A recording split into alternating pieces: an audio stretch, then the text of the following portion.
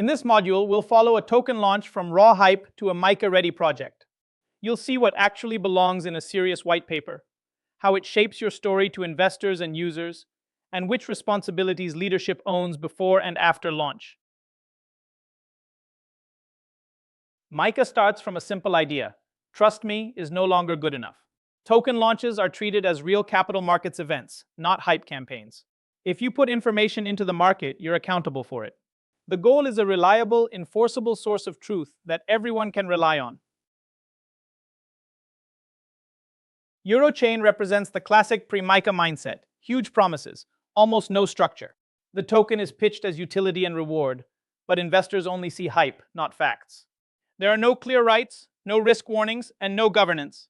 Under MiCA, this style of pitch isn't just weak, it becomes a liability. Imagine two documents. The marketing deck sells the dream. It's optimistic, flexible, and designed to excite investors and users. The MiCA white paper is different. It's a promise to the market. It must be factual, consistent, and legally binding. Leadership's job is to strip out the hype, so anything that survives into the white paper is something you're prepared to be held accountable for.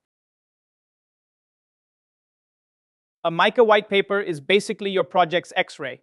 It must clearly name a real legal entity in charge, no anonymous teams. It then has to explain the token itself, what users can do with it, what rights they get, and how supply changes over time. It needs to describe the technology and the real risks, and it must say explicitly that regulators have not approved it. MiCA quietly introduces a climate spotlight.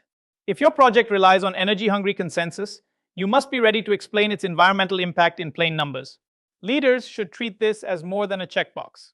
Your choice between proof of work and proof of stake becomes part of your brand narrative, your investor story, and even bank due diligence. Handled well, transparent metrics can turn a potential criticism into a trust signal. Under MiCA, a public offer is incredibly broad. If your message helps people decide whether to buy a token, regulators may treat it as an offer, even if you never say sale or ICO. That includes CASPs promoting third-party tokens. Leadership should assume that marketing equals regulated activity. MiCA is very clear here. If it's not in the white paper, it shouldn't be in the marketing. No guaranteed returns, no EU-certified language, and no implying regulators endorse you. Every tweet, deck, or influencer script must be consistent with your disclosures, fact-based, and clearly labeled as opinion or risk.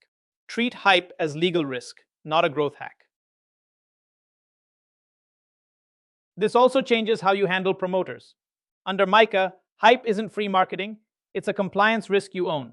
Influencers, promoters, even loud community members can be treated like extensions of your team. If they're paid, that must be disclosed. And if their claims mislead investors, you may be drifting into market abuse territory. Your token launch under MiCA isn't the finish line, it's the starting gun. From day one, leaders own an ongoing disclosure process. Whenever something material changes, roadmap, governance, risks, you update the market. If earlier statements turn out to be wrong, you correct them publicly. And you keep solid records of what was said, when, and through which channels, so you can withstand future audits or investigations. MiCA expects you to move from the founder decides to a system others can trust. Think in 3 layers: who decides, who oversees, and who checks. Define clear decision rights for burns, treasury moves, and big partnerships. Add change control for upgrades, plus conflicts of interest, and insider trading policies. Finally, ensure independent audit, so your story, your numbers, and your behavior all align. Non-compliance under MiCA isn't just fix-it-later risk. You can face lawsuits from token holders, formal investigations, and bans from regulators. Banks and exchanges may quietly cut you off. And as a founder or executive, personal accountability is very real. You can also treat MiCA-style compliance as a way to upgrade your whole story. Instead of selling a speculative bet, you're offering a durable, regulated asset. Marketing shifts from hype to clear, safe promises. Governance becomes an institutional selling point, not a weakness. And consumer protections like withdrawal rights turn into proof you're trustworthy. Exactly what banks, regulators, and serious capital want to see. Think of MiCA issuer duties as running a command center. First, lock the facts in the white paper. Everything else must line up with it. Next, sanity check marketing. Can every promise be traced back to that document? Then confirm who owns post-launch decisions and disclosures. Finally, push a culture where teams choose uncomfortable transparency over easy hype. Now step back and look at your own project. If an investor compared your pitch to your MiCA story, would it match? Your next leadership move is to choose durable, transparent reality over hype.